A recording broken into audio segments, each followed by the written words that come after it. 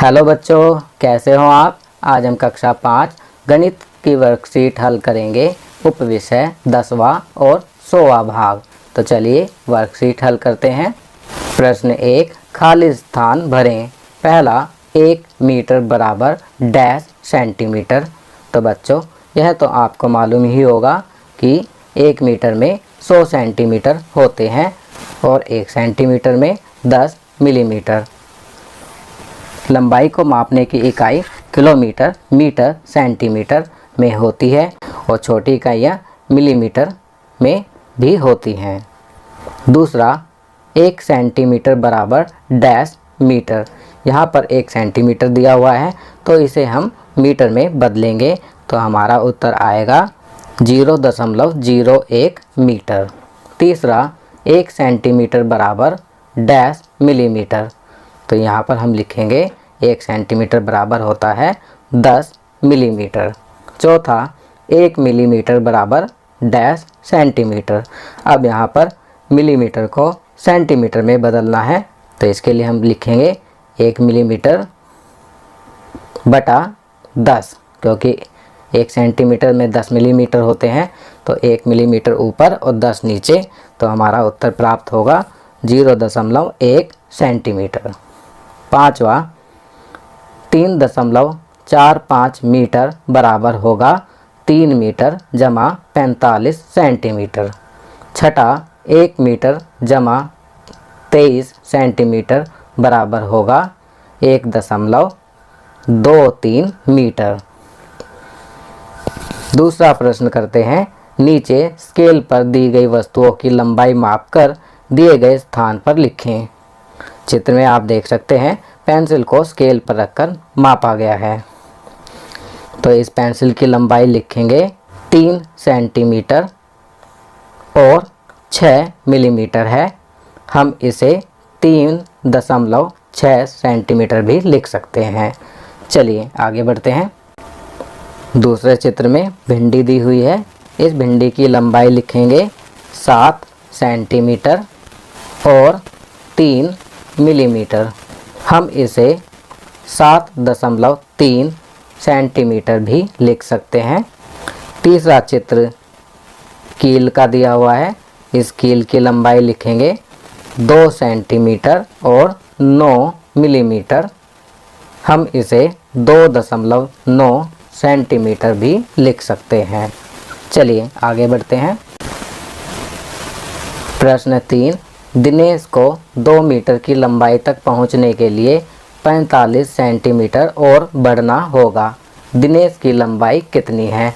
तो बच्चों यहाँ सबसे पहले हम यूनिट एक जैसी करेंगे। हम मीटर को सेंटीमीटर में बदलेंगे। 2 मीटर बराबर होगा 200 सेंटीमीटर। अब 200 सेंटीमीटर में से जब हम 45 सेंटीमीटर घटाएंगे तो हमें उत्तर प्राप्त होगा 165 सेंटीमीटर। अर्थात दिनेश की लंबाई 165 सेंटीमीटर है। प्रश्न 4, मल्लापुरम के स्कूल का खेल दिवस हुआ। लंबी कूद में पहले 5 बच्चों का परिणाम निम्न प्रकार है। चलिए आगे बढ़ते हैं। आप देख सकते हैं यहाँ पर एक बोर्ड पर पहले 5 बच्चों का परिणाम लिखा हुआ है। इस परिणाम को देखने के बाद अब हमें निम्न प्रश्नों के जवाब देने हैं। पहला, रेहाना अन्नू से डैश मीटर और डैश सेंटीमीटर ज़्यादा लंबी कूदी। तो बच्चों पहले हमें देखना है रेहाना कितना कूदी। रेहाना 4.50 मीटर कूदी और अन्नू 3.05 मीटर कूदी। तो यहाँ पर हम बोर्ड को देखने के बाद लिखेंगे रेहाना अन्नू से 1 मीटर और 45 सेंटीमीटर ज़्यादा लंबी कूदी। दूसरा, टीना डैश मीटर और डैश सेंटीमीटर लंबी कूदी। तो टीना का देखेंगे तो यहाँ पर हम लिखेंगे टीना 3 मीटर और 50 सेंटीमीटर लंबी कूदी। तीसरा, अमीना मीना से डैश मीटर और डैश सेंटीमीटर कम लंबी कूदी। तो यहाँ पर हम लिखेंगे 0 मीटर और 70 सेंटीमीटर कम लंबी कूदी। चौथा, मीना और अनु मिलकर डैश मीटर और डैश सेंटीमीटर लंबी कूदी।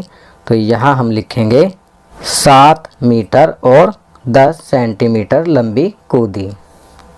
पाँचवा, पहले, दूसरे और तीसरे स्थान पर आने वालों का नाम स्टैंड पर लिखें। तो पहले स्थान पर रेहाना, क्योंकि वह 4.50 मीटर कूदी। सेकंड नंबर पर आएगी मीना, क्योंकि वह 4.05 मीटर लंबी कूदी। और उसके बाद तीसरे स्थान पर आएगी टीना, क्योंकि वह 3.50 मीटर लंबी कूदी। चलिए आगे बढ़ते हैं। जीवन कौशल तापमान। प्रश्न 1, नीचे दिए गए थर्मामीटर में फ़ारेनहाइट पैमाने व सेल्सियस पैमाने पर कौन कौन से तापमान डिग्री दिए गए हैं।